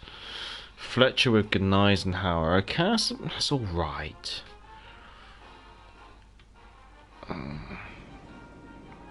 Let's see. The Gneisenau and the Snop, I can overmatch their bow armour. Okay, there's Champagne over there. Judging by the location of the enemy aircraft, it would generally imply that the enemy carrier is playing over at the Charlie objective. Gneisenau, we had another battleship briefly spotted, not sure what. Snop. So that just leaves the Iowa. So more than likely on this flank we're going to have the Iowa, the Cleveland and the Baltimore.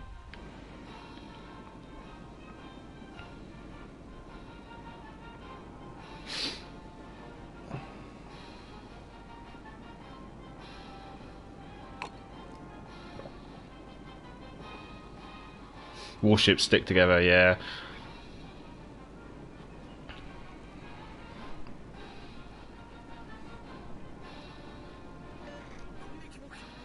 Pixel can't complain, Stumpy. Look to see if I can find a Springfield 1903 and treat myself for Christmas.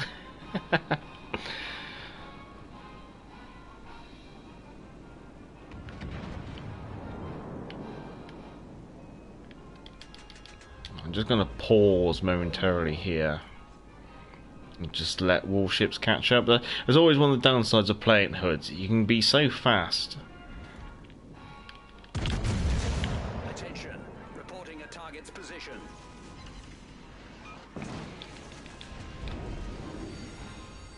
Oh, there's the Iowa. Yeah, that's the Iowa.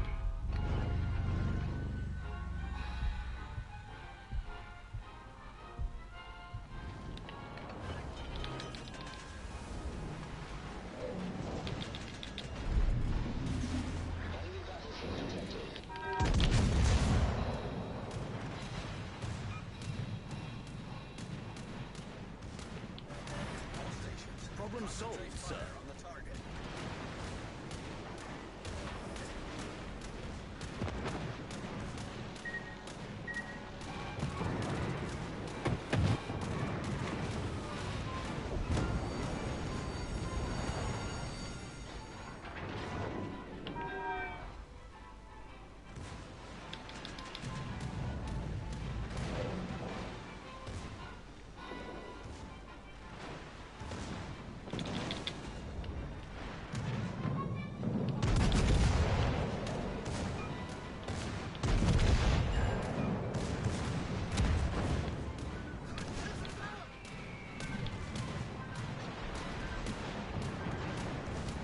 This is nuts.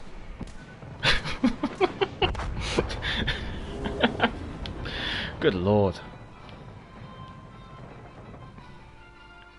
I wasn't expecting the Akatsuki there as well, and it was very nasty that the Iowa caught me out from such a distance.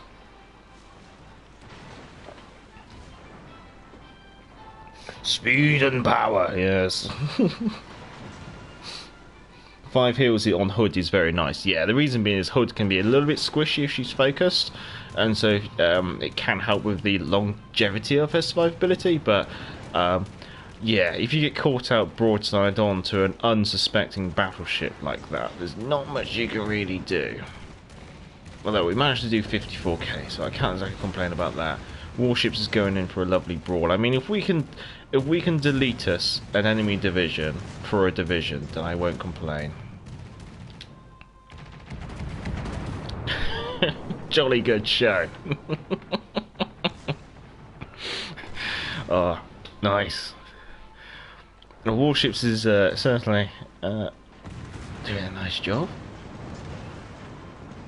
But we've had the Carrier, the Cleveland, the Baltimore, the Iowa, the Fletcher, and the Gneisenau. Oh, what's he on? He's on 3 kills. Did I get any? No, I got none. We've wiped out the division, but we're still being generally assaulted. Oh. So, what's that? Is that both divisions?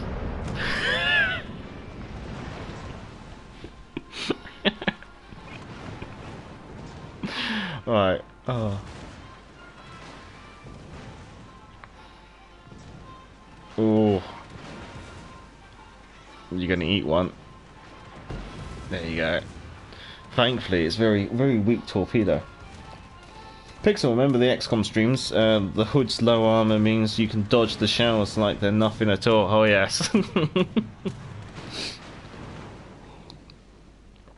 The IK way. I'll be on. I'm going for a community contributor kill, and I'll put on my Spartan helmet.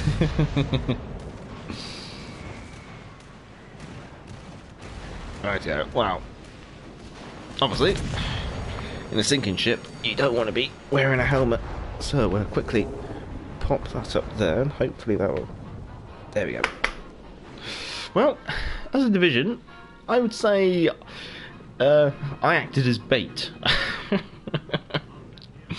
But the enemy have put a lot of effort into achieving potentially not very much.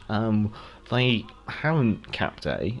They've lost, what was it, a battleship, 2 cruisers, and a destroyer.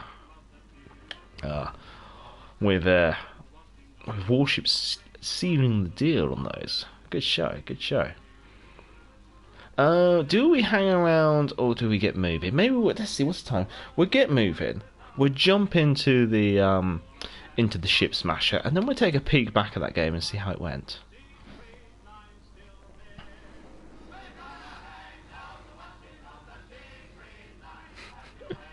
The hats to keep the cigarettes dry. There we go. Let's line up the ship Smasher. And while we're waiting, we'll quickly take a peek and see how we did in the Ship Smasher in the previous game, where we messed up. We got ourselves overexposed against the Belfast, and there you go. Rightfully so. I deserve a place down there for making such a noob mistake, I guess you could say. The Fletcher played himself with that smoke. Yeah, he was too close to smoke up like that. Tally ho.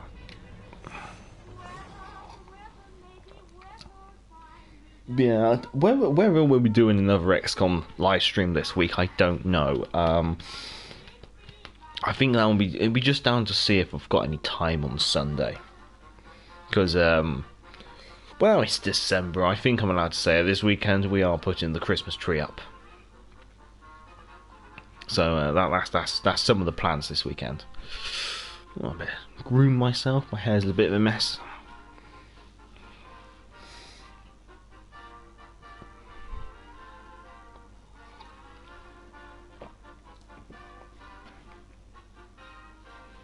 What we might do, might make this the last game of the stream, so let's hope for a good one. Ship Smasher, what's our division? Our division's a Benson and a Eastern Dragon. Interesting choices. Enemy team, Benson Lightning, Riga, Radar, 11.7 kilometers. KG5, Tirpitz, Massachusetts, Iowa, and August von Parsival. Well, at least the August von Parsival can only really torpedo a destroyer. Alright, guns locked to the left. Sally 4th onto Alpha objective.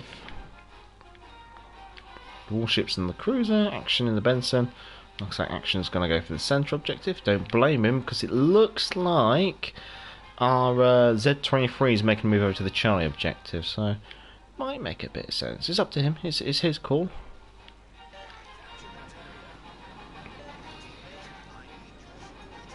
Now I don't have sonar, so I'm a Jervis without sonar. Better fire chance. I think a better rate of fire as well, but the torpedoes are shorter range, only doing 6 kilometers rather than 8 kilometers, which does mean, yes, your torpedo range is only marginally better than, say, your detectability. Okay, looks like the torpedo aircraft from the August von Parsival are moving over towards the Charlie objective. Bravo's being capped, so potentially enemy destroyer located in the centre. Our carrier's not launched aircraft yet. That's very surprising. Potentially to our detriment. Let's have a look. So the KG5 is working solo. I'm contested. I was over there.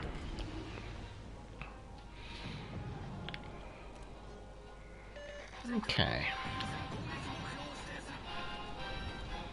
Benson with terrible detectability.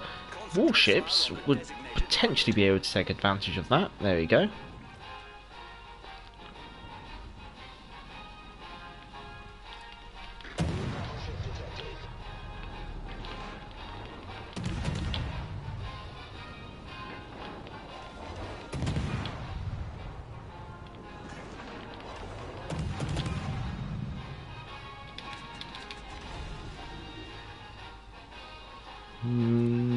Yeah, fire's going to stick. Nice. Right, she's using the iron for cover, so I want to make sure that I can catch her out on this side of the iron should I need to. Noting on the minimap, warships is just going behind an iron, so that does mean is he won't be able to lend me any assistance. Now the other nice one about moving this way is I'm moving away from their team, so once I kill the Benson, I shouldn't be spotted by anyone else in their team. That's the thing, like, if you can, you always want to try and keep your engagements 1v1, and then that way you can kind of make sure that once you've sealed the deal, you go undetected. There we go. Off to a cracking start. Now, because I'm using Jericho as the commander build on my Ship Smasher, I don't have Twist and Track or Perceptive, so yes, it's a bit brave making a rush for this smoke screen, but I'm just anticipating there's not anything behind it. Let's see, 1, 2, 3, 4, 5, 6, 7, 8, 9, yeah. So, counting on the minimap, okay, assuming the carrier's not behind here, the rest of their team has been spotted or sunk. So therefore, that does allow us to take a little bit of the liberty of knowing that potentially there's nothing behind the smoke screen. Let's see. Benson in the centre. Only a Benson in the centre. Massachusetts B. Of course, it's in reverse. That's another interesting aspect with the Ship Smasher.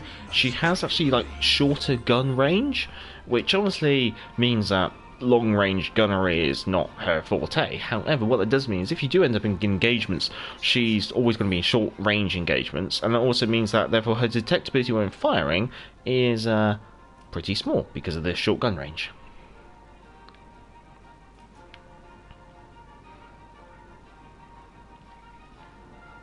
Right, so only got one enemy DD left, which is the Lightning, which is located over at Charlie.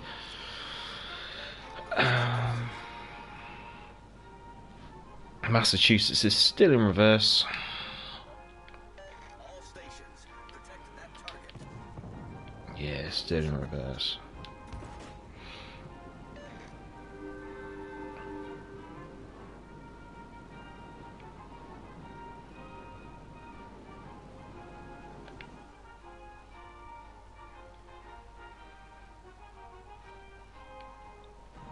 There's the carrier.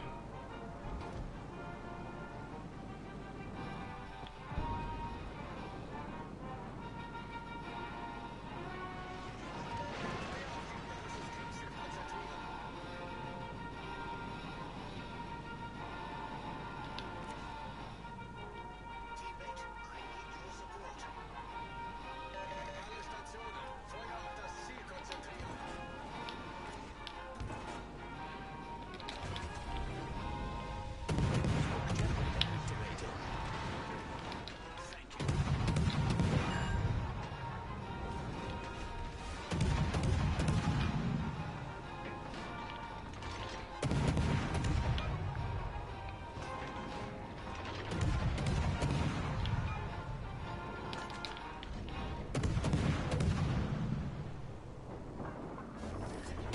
Smokescreen set.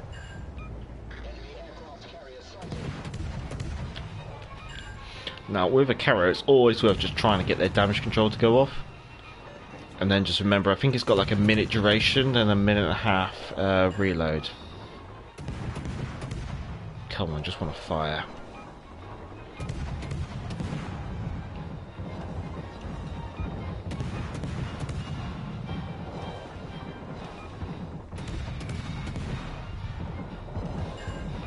Yes, okay. Is that, yeah, she's damage conduit, so a minute and a half from now, so let's see, 30 seconds, about 7 minutes left of the game. She should, her damage control will be turned off, and she'll be reloading her damage con. No, it'll be a minute from now, so about, yeah, so about say 7:20. So what we'll do is we'll push her if we can, and then we might do a bit of risky open water gunboating if need be, and try and get another fire on the August one possible, because then it's a permanent fire for a minute and a half.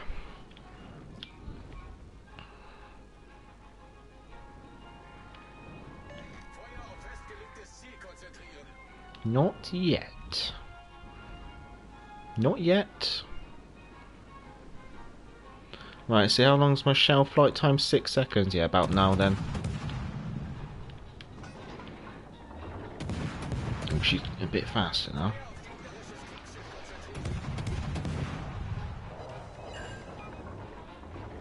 There she goes.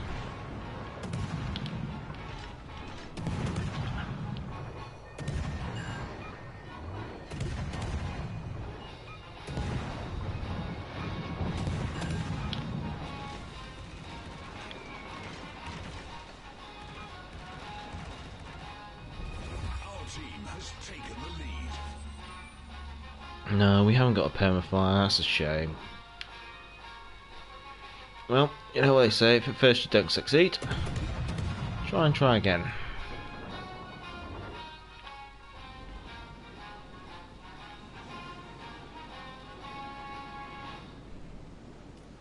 Someone's got a permafire on it, very nice.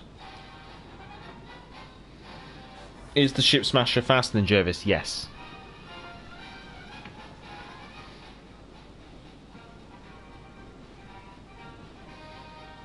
Mushroom Squad had a lot of fun recently playing the plethora of destroyers from the Eastern Dragon. Nice.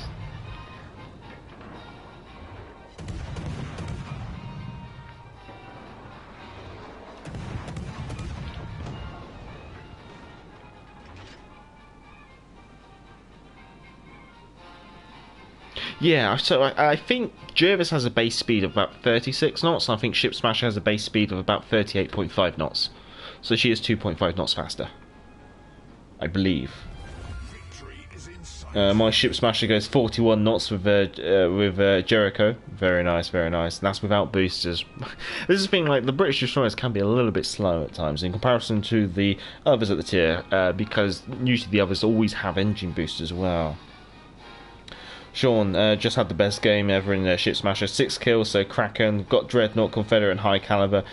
It was good against other DDs. Yeah, she's very much a gunboat. I do like her as that. I'm too busy chatting away here and not paying attention to the game. But it's not been too bad. 53,000 damage. Well, there's not really much going on with the what's left of this stream. So, schedule wise, I think with the broken laptop I might not,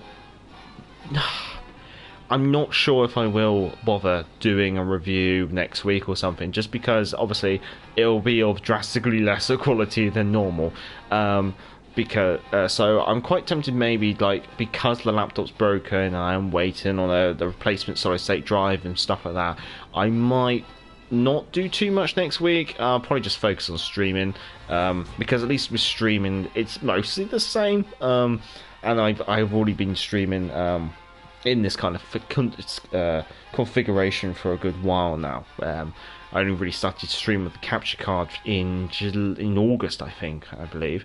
First Blood, third on the team, can't complain about that. Very nice, very nice. Right here, gentlemen, well, much obliged for your accompaniment this last couple of games. We do like Hood. How did we do in Hood? Let's have a look.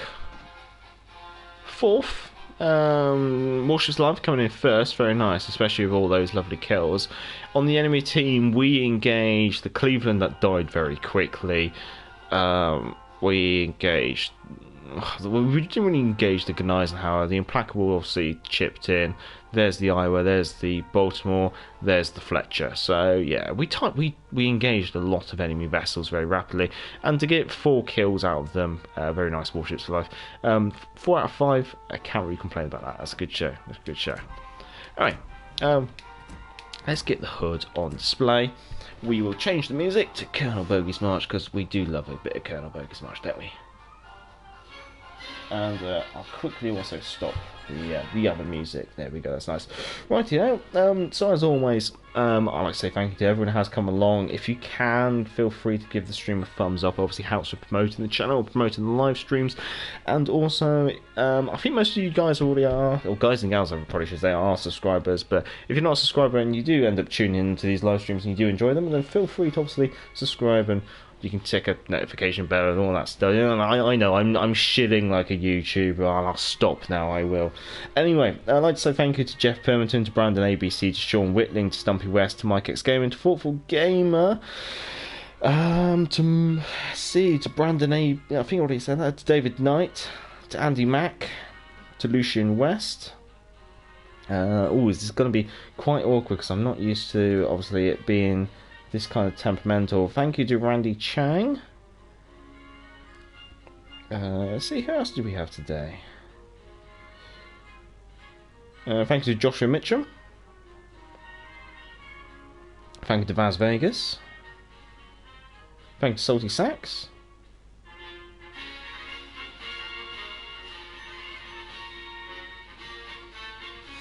I do apologise if I do miss any names. It's not intentional. It's simply because I'm trying to scroll through the chat and see who popped along today.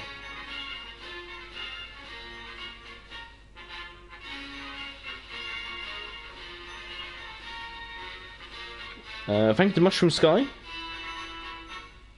Thank you to Warships for Life.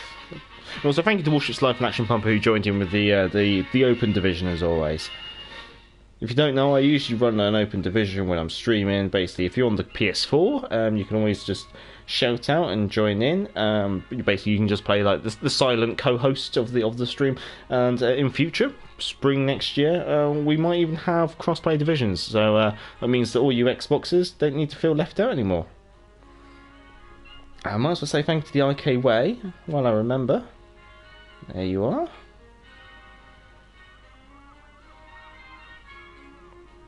Thank you to Pixel Mug.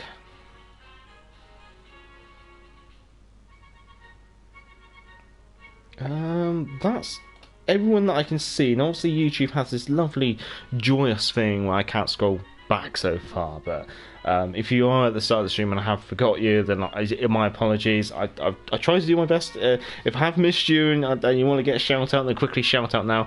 But as always, everyone, look after yourselves, stay safe, stay well, have a good morning, good evening, good afternoon, and a good night wherever you are in the world. Enjoy the rest of your Friday. If it's still Friday, enjoy your weekend. Yes, if you're getting frustrated with the game, or tired of the game, take a break. That's what I've did, and then come back at it from a new angle. And I'm enjoying myself again. It's just it's just been a bit of a pain with it. Or I got burnt out and stopped playing Legends. Then I fell ill. Then I smashed my favourite teacup and my laptop broke. We're taking a bit of an unintended break, I guess you say, but we'll keep going. I will focus on doing the streams because I can do the streams in this format. I will also try and keep doing Wales Weekly where I can, because obviously I like doing Wales Weekly. I know that Wales Weekly is more, it's like a channel video. It's not really, it is game particular, but it's very focused for people who follow the channel. So I hope you guys do enjoy Wales Weekly as well. But yeah, have a good night. Cheers, Sax.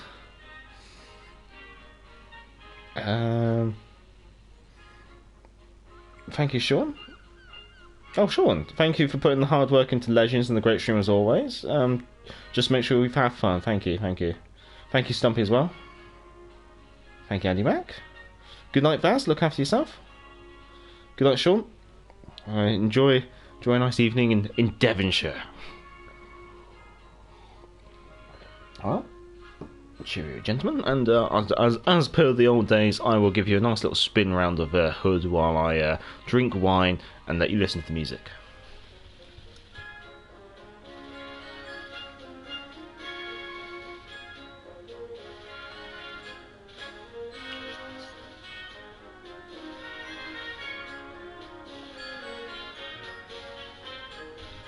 Well, cheers, pip pip and cheerio, and until next time, I'm the Gareth Major, and back to the port.